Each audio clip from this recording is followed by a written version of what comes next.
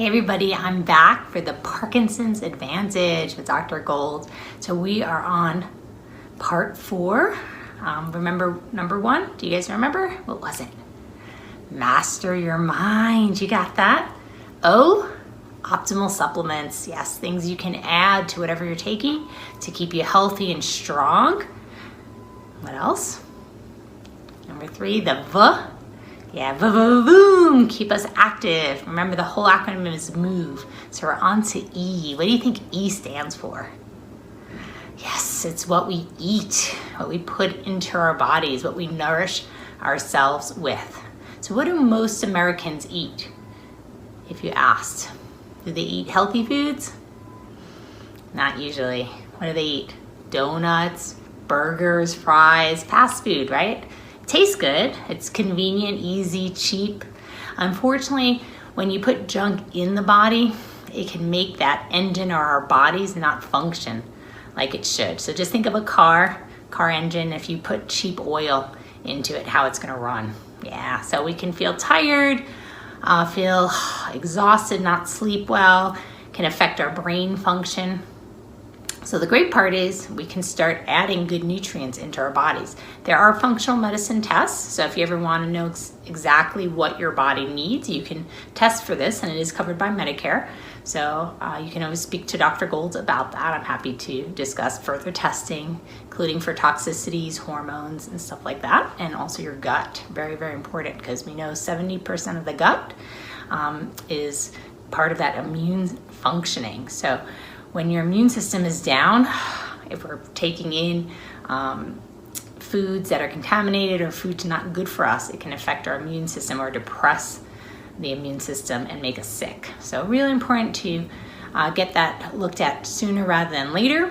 And second part of this is to fuel our bodies with good nourishing foods. And I know it can be confusing. I saw a patient recently, she's like, Dr. Gold, what do I eat? There's so many confusing things out there. Do I go paleo or keto? Should I do this diet or that? Grapefruit diets were a fad way back when, the cookie diet. I mean, it goes on and on. Should I just starve myself? I've heard that before too.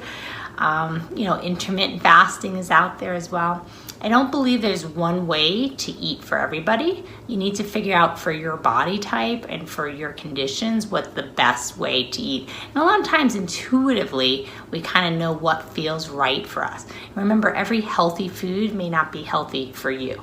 But one thing, this is from the New England Journal of Medicine and some medical journals, found is eating healthy doesn't have to cost so much money. And I know it can be expensive, so don't get me wrong, but I do try to shop locally, also shop when things are on sale and what's in season, because that tends to be a lower price. So do your best with this. I'm also growing my own vegetables, so that over the long haul can help, and it's a nice way to get outdoors, get some exercise, get some activities, and it's beautiful when you're growing your own fruits and vegetables and just see it blooming. It's like, what a beautiful metaphor for life, right? Growth, reap, sow and reap, and then you can reap the rewards, and especially for your body.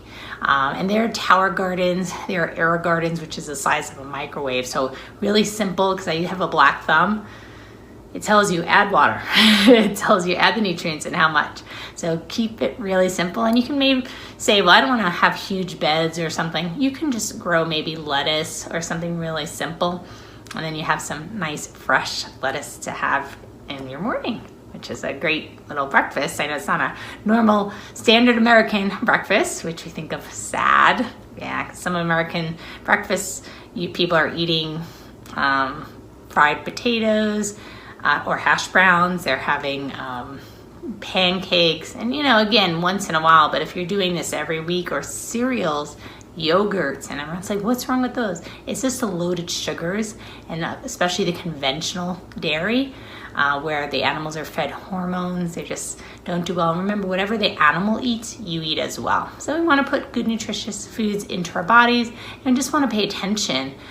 Is this coming from the earth? So if you ever look at the ingredients and there's a lot of things you can't pronounce, good surefire way to throw it out or just don't eat it. And And honestly, too much sugar, it can affect the brain. We know it can make you feel tired because initially it'll give you energy, but then once it wears off, same with caffeine, too much, not so good for the body. So we want a healthy balance with that. We want to make sure we're hydrating. So remember, in the US, most people, again, as you were alluding to, I heard that hallucinated. Did I hallucinate that, or I heard it? Yes, right. We're not eating that well. So if most Americans are not eating well, what's happening? They're surviving. But if you don't want to be like most people, you want it to get good nutrients in your body. You want to thrive.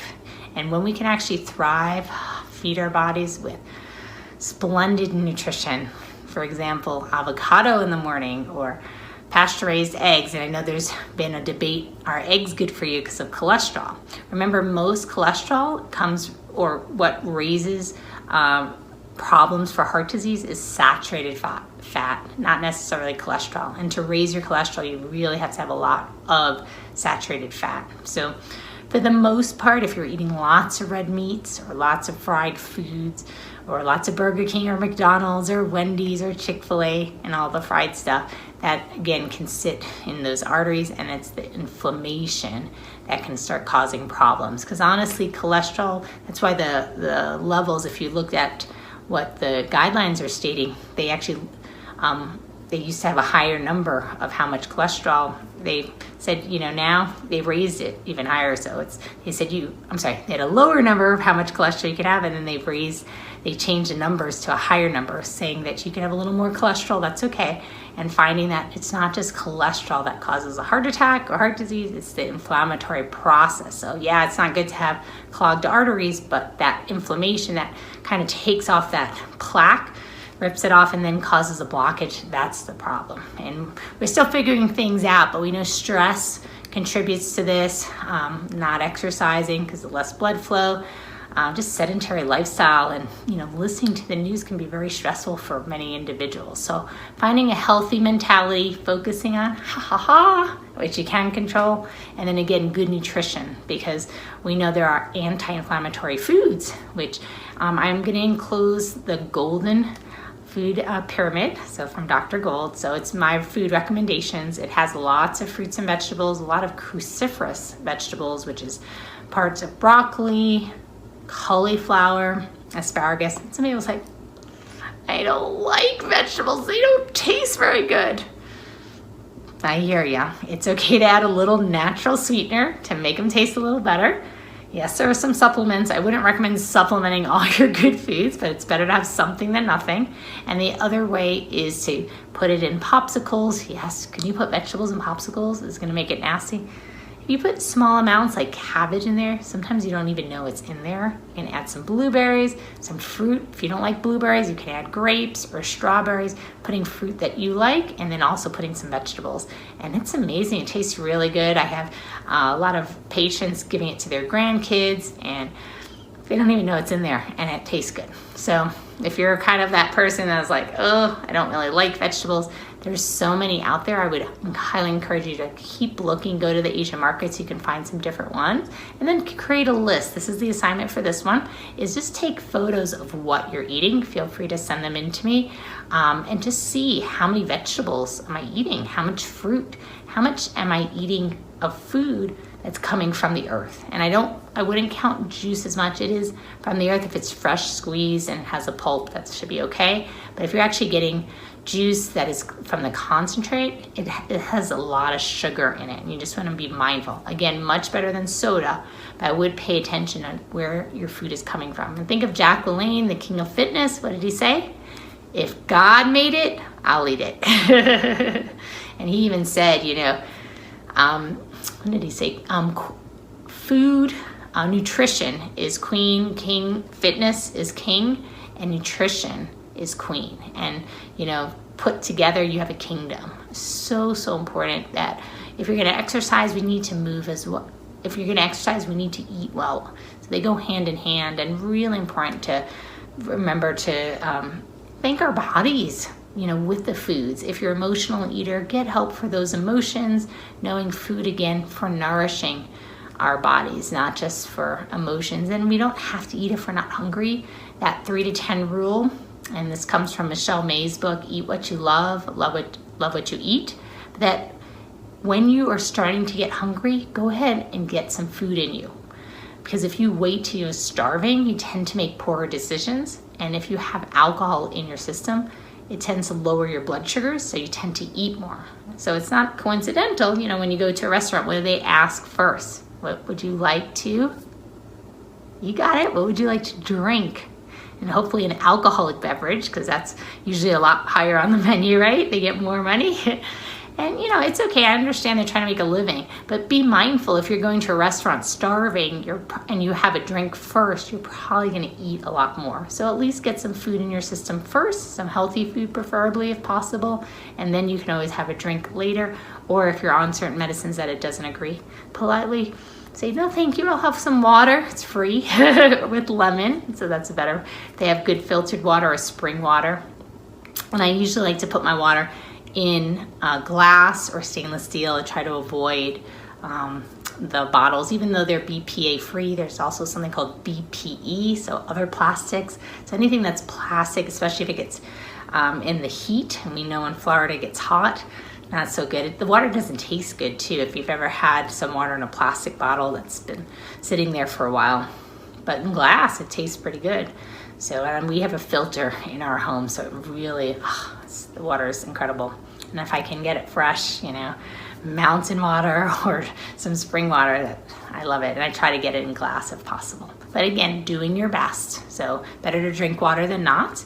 And remember electrolytes. So I usually use emergency vitamin C powder. So you're getting your vitamin C in there. It also has magnesium, potassium, which can help with cramps, help with stress. Remember magnesium, that's calming, relaxing, can help sleep. Now taking emergency, that has B vitamins, so it doesn't usually make you tired. It usually energizes the body and also can help boost that immune system, which is good. So that's my little energy go-to if you need a little pick-me-up. And I have patients who take it every day, just 1 pack every day. If they're sick, they'll may take more. Don't take it all at once because you only absorb a certain amount of vitamin C, but maybe they'll do it every few hours, maybe 2 or 3 packs. If they're sensitive, maybe just 1 pack. Really not sensitive, they might go up to 4. But just be mindful, because if you take too much vitamin C, it can cause diarrhea, so we don't want that. Okay, so food is nutrition, nourishing our bodies. Remember we talked about earlier feeding our minds? We're feeding our bodies now. Asking yourself, being mindful, is this food nourishing me? Is it helping me grow, feeling better? And I usually say a little thank you when I get my food. Thank you for this food that will nourish my body and my soul. And I'm so glad I did this, because I was at a friend's birthday party. It was at Ford's Garage, and they gave us that whole area of onion rings. And I looked at it and I said that little prayer, and I'm like, those onion rings are not going to nourish my body. I literally was ready to take a bite. I was like, I can't eat this. It was so greasy. I was like, and no offense to Ford's Garage, because I know they have good food there too, but I was like, I have to put in good food. And there's been times I've had some fried foods that just made me sick. When your body's healthy, it actually kind of rejects sometimes that healthy food. I take that as a compliment. If you're eating food that's not really that good for you and you don't feel it at all, drinking tons of alcohol, don't feel it, just be mindful. You may need to get a functional medicine test, because your body is just trying to deal with all this food that can potentially cause harm. And remember, it can cause aches and pains. Sometimes it dehydrates you, like with alcohol or sodas, because of the caffeine.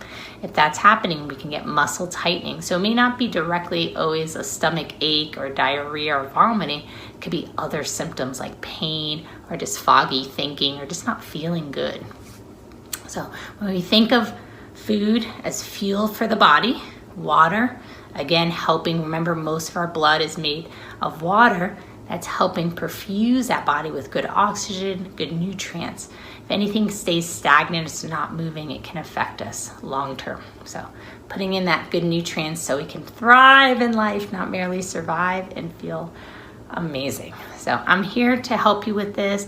I know a lot of people, in the palm of your hand, you can look foods up, but again, just asking, is it coming from the earth, is a good rule of thumb. In terms of diets, first 3 letters of diet, die. You feel like you're dying. I don't really believe in diets, but I do believe in lifestyle and choosing healthier foods. Does it mean all or nothing, that you can never have a candy bar if you want one, or you can never have sweets or a soda? No. But having it once a week, especially if you have Parkinson's, or having it even every 2 weeks, it might be too much for you, especially if you're diabetic. Because if it's raising your blood sugars. There are healthy substitutions, so that's what I do recommend. And if people love sodas, because sometimes it's a carbonation, you can make your own healthy soda. What I tend to have patients do, or if I'm feeling like that, those fuzzy drinks, I'll get like tonic water, put maybe a little bit of juice, or put a twist of a lemon or some real fruit in there. Oh, it's so good. And remember, your taste buds change. So the more sugar you eat, the more you crave more sugar. Same with salt. You don't really, I had a lady who literally went out to, she was a patient, but we also had a meal together, and she was adding salt to a already salty soup. She didn't taste it. The salt already numbed her senses. But if you don't eat that much salt and then you taste something salty, you really taste it. Same with sugar.